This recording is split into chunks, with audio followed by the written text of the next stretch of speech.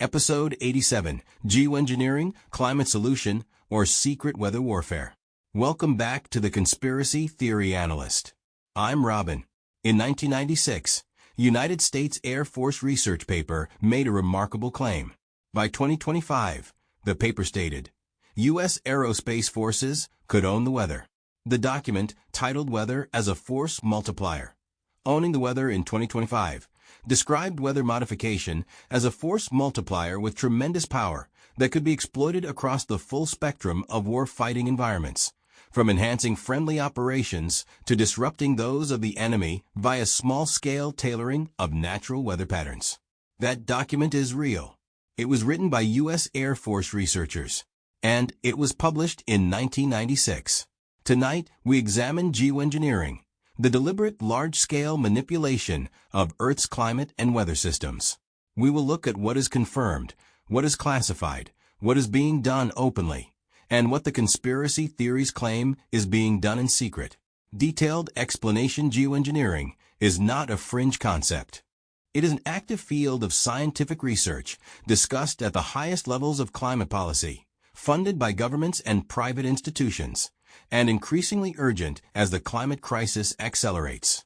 The basic categories of geoengineering are two. The first is carbon dioxide removal, technologies designed to pull greenhouse gases out of the atmosphere. The second and more controversial is solar radiation management, technologies designed to reflect sunlight away from Earth to reduce warming. This second category is where the most significant scientific and political controversy lives.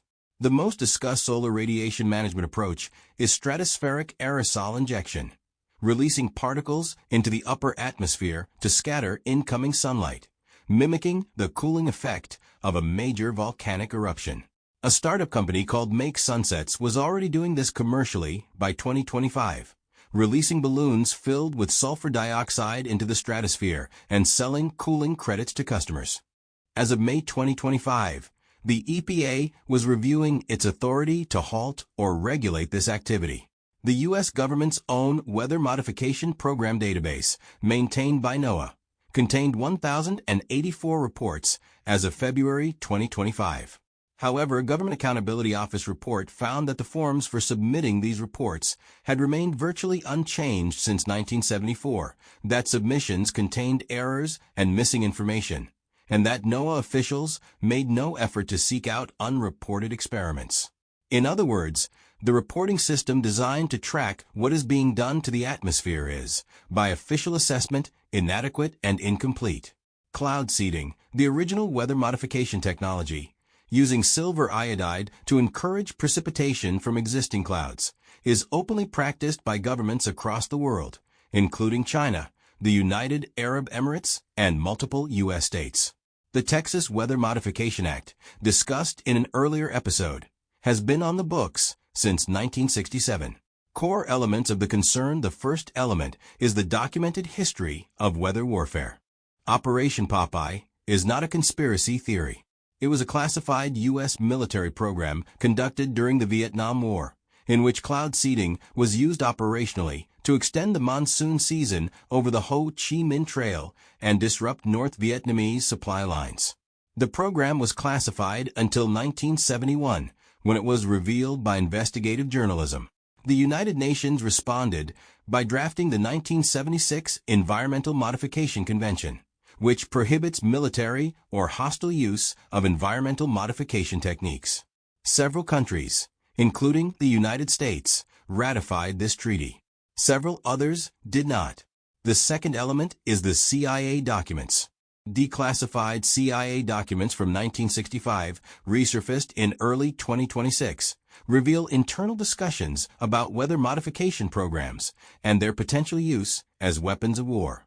The documents explicitly discuss the need for further funding of weather modification projects for military applications.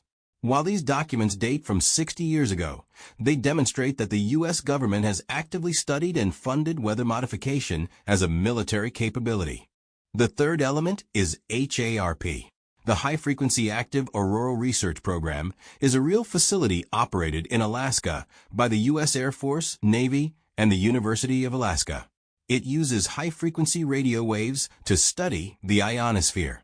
It has been the subject of conspiracy theories since its construction in the 1990s, with some claiming it can be used to manipulate weather, trigger earthquakes, and control minds. The scientific consensus is that HAARP's effects are localized and limited to ionospheric research.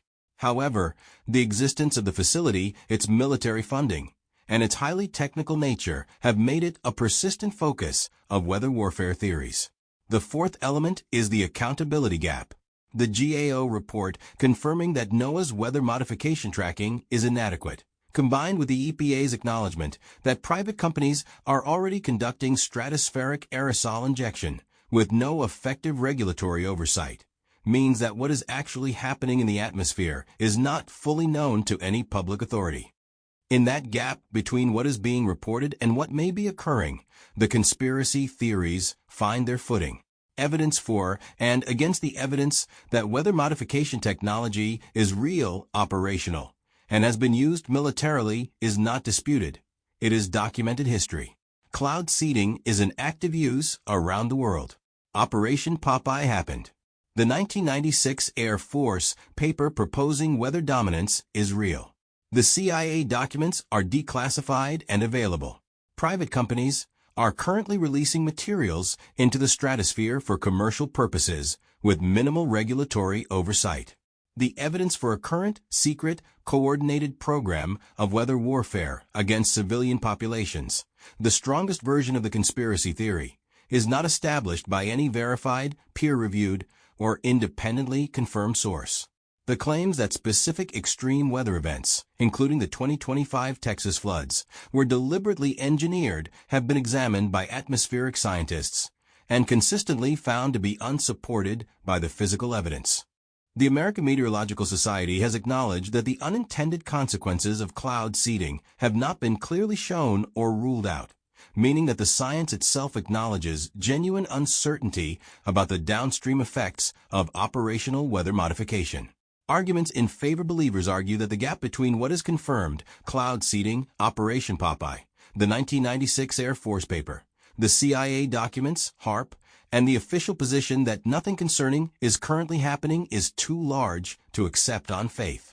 They note that the same institutions claiming no secret weather warfare programs are ongoing are the ones whose weather modification tracking system has been unchanged since 1974 and whose reporting is acknowledged as incomplete.